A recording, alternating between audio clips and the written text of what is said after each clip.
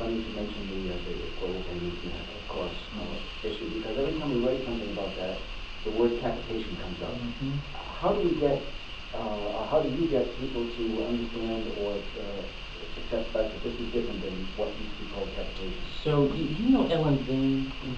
Ellen is the, as you know, the outgoing head of Tufts. She gave this, really, I think she's one of the best thinkers in healthcare around.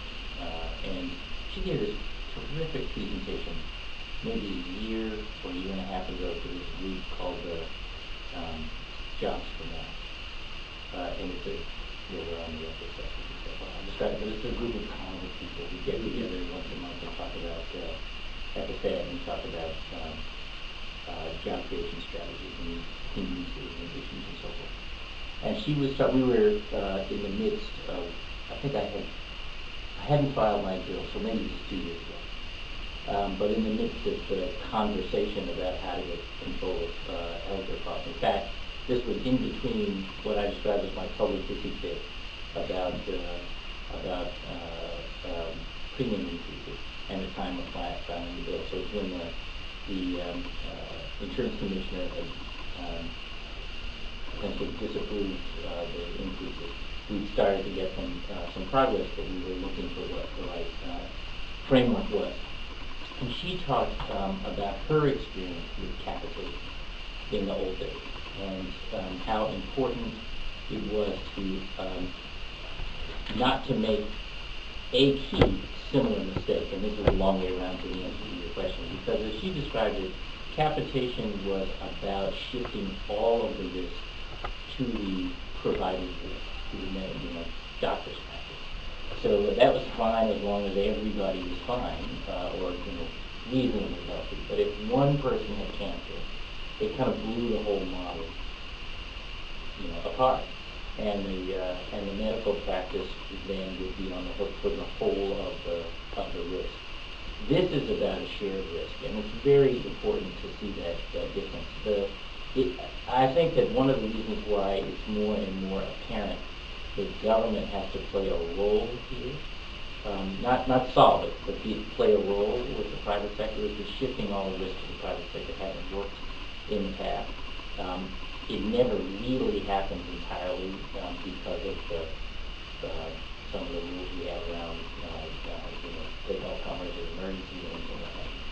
So this is about really retaining some of that risk on the larger platform of the government, but with an emphasis on medical home, so that you're about wellness rather than just sickness. So it's not just sick care. It really has to be about how we make all of ourselves better whole person care.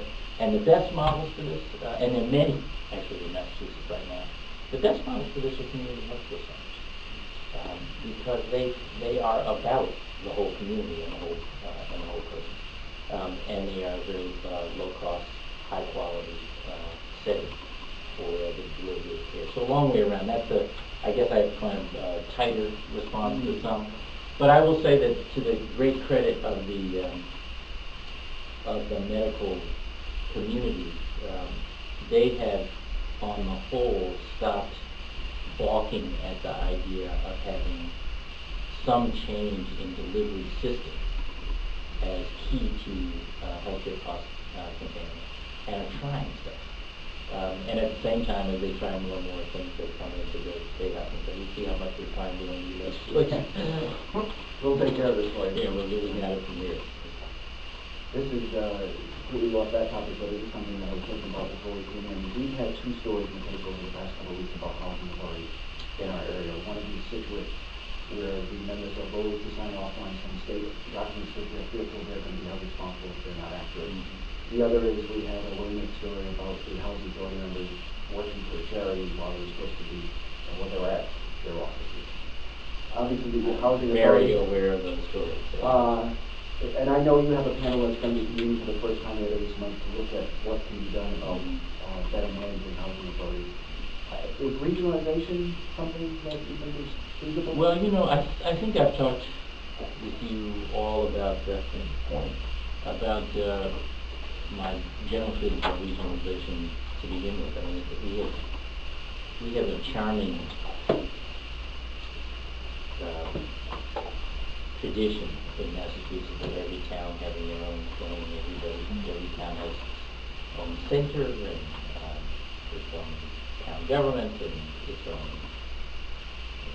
public health official and veterans affairs.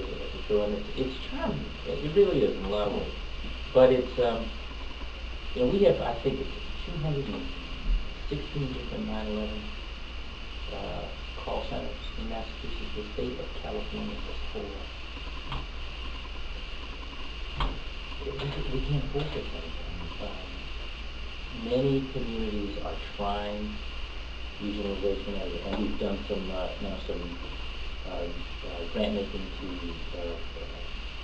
to enable planning around regional. There's one actually in Norfolk County, for the county.